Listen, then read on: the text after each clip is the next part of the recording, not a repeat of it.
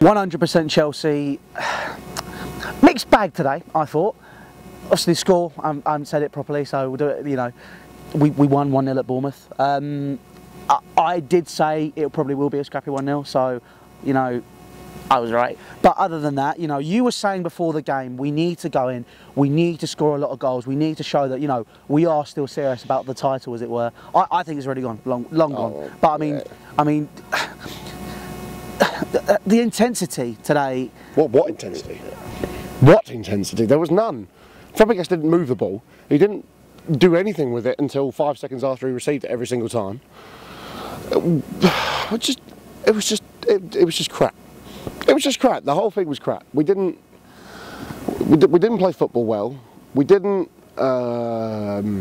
capitalise on chances that we should have taken. We, at the end of the day, didn't succeed as Chelsea Football Club should succeed.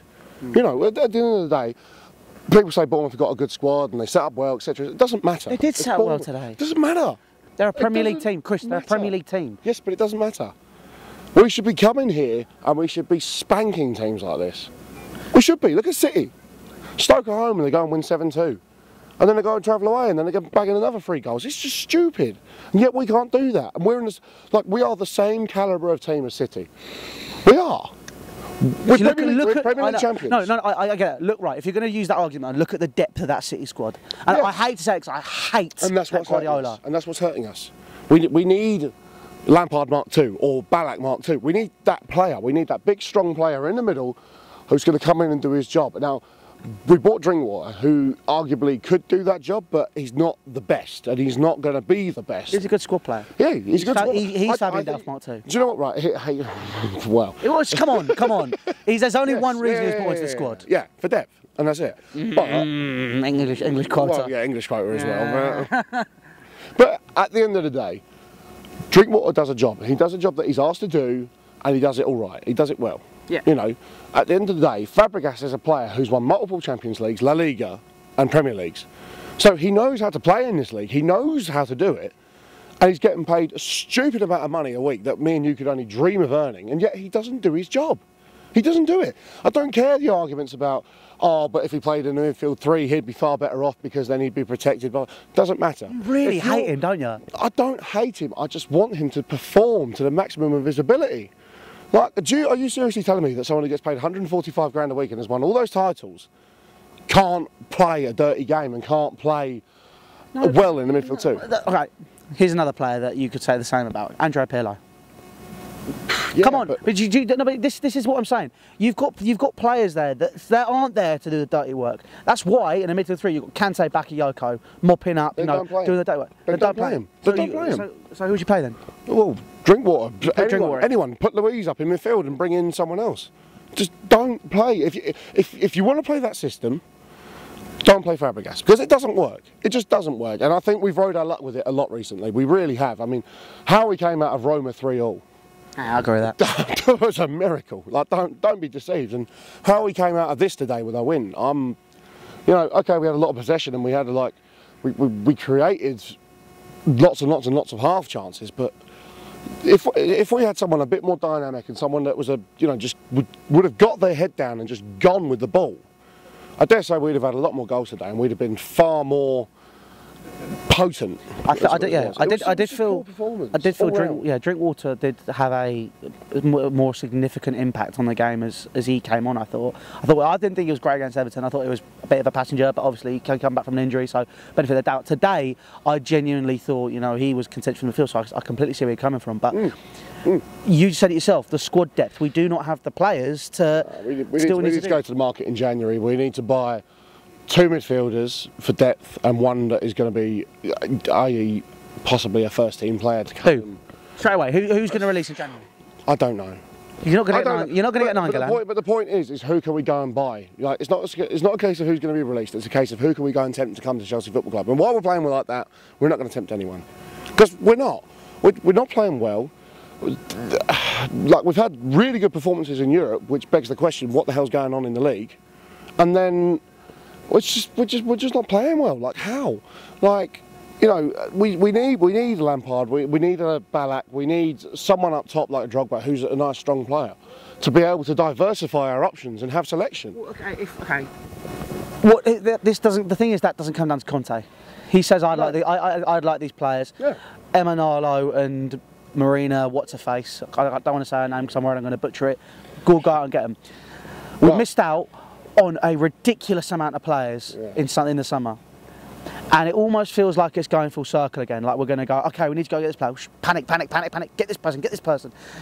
That's what it was towards the end of the summer transfer window. In January, you've got a small time to find players that will do certain roles. If we can find the players that we're saying that we want, great. Problem is in January, and like, we're not going to get them because who's going to release a first team player in January? No one. Who's going to go out and go, right, we're going to sell you this player, that's fine. Problem is then we get the player that we want, but they're cup tired, they're Champions League tired, whatever, it could be anything. Cavani we couldn't use in the Champions League. Doesn't matter. Doesn't matter. Forget the Champions League. We need an option in the league. We need an option in League Cup if we get that far, if we get past Bournemouth. If we need an option in the FA Cup, like we've got a whole other competition to go. That's a whole other 8 games. We've got a whole other 19 games in the season to go by the time we get to January. Like it's not a case of he's cup tied for the Champions League, so it's a bad buy. It's a case of, do you know what, we need to put the pressure on and then rest Morata so that he gets a chance to be able to play well in the Champions League. It's not a bad buy buying someone who's cup tied in the Champions League if they're going to come in and they're going to do a job and you're aware that they're going to do that job. I don't understand what is going on with the club right now. Like, as much as we keep getting points and we keep getting results, like, just why are we so lethargic? Yeah, why? Why are we slow? Look at the football we played last year. It was quick counter-attacking football. We'd whip balls out to the wing and then Alonso and Moses would absolutely hammer down the line and put the ball in, and then you'd have Hazard, Costa and Pedro or Willian or the third Prince Ryan to come in and knock the ball in. We've already had 7 more games than we had last season. So right now we've played 17 games. Obviously had 1 extra one in the League Cup. I've had, well, we will have by December we will have played. You know what? No, I'm wrong. We would have played 9 extra games. So we would have played what? Maths to help me out here. 28 games. 38, what am I talking about? 28 games by the end. 19 in the league. Yeah. Then you got 6 in the Champions League. 6. That's 3. That's right. 6 in the Champions League.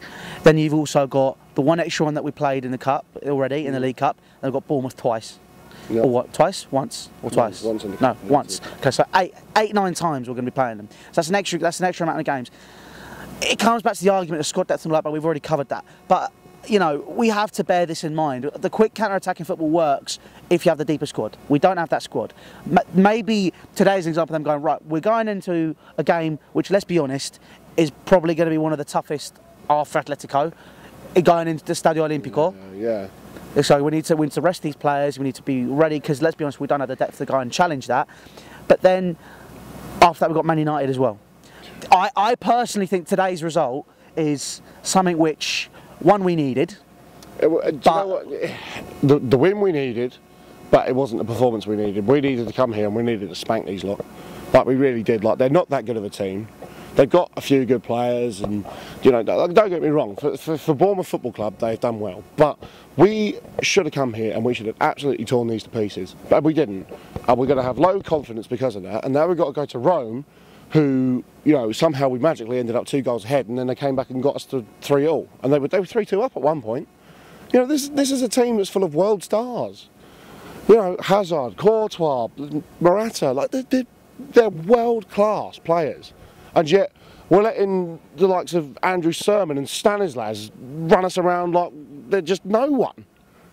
We looked in control today, don't get me wrong, we looked in control, but for the team that we were playing with, the team that we had, we should have absolutely annihilated them, and we didn't. Do you feel the hunger's still there? Honestly, no. Okay. No, I really don't. I look at the way that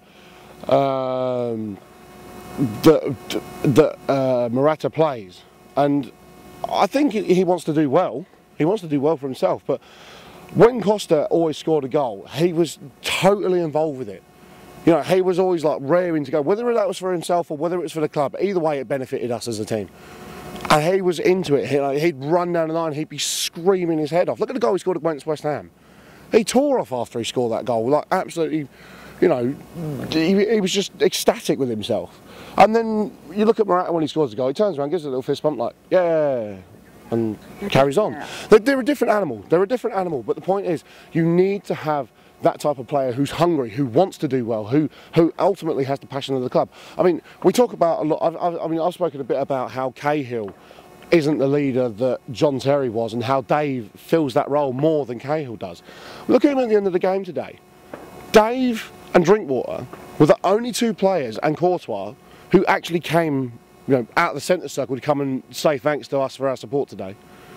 You know, everyone else just, oh yeah, thanks guys, down the tunnel, off they go and have a shower. You know, like, okay, yeah, it's only a 1-0 win against Bournemouth, but you should be at least trying to like say to your fans, oh, thanks for the support that you've given us today, because you didn't play well, you come all this way, like, just at least show some appreciation for the fans. And we don't have that anymore. We don't have that leadership. You know, at the end of the day, Terry would have been on that pitch and he said, right, every single one of you over there now, we played like rubbish, go and say thank you, and then let's rally again and not let it happen next week. But that's the thing, it just keeps happening. It just keeps happening. I mean, don't get me wrong, I'm happy we got 3 points, but we were poor. We were just poor.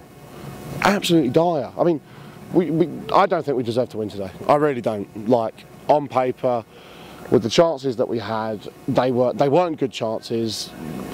You know, Morata should have buried that one earlier, but we should have won that game by far more than we have, by a mile.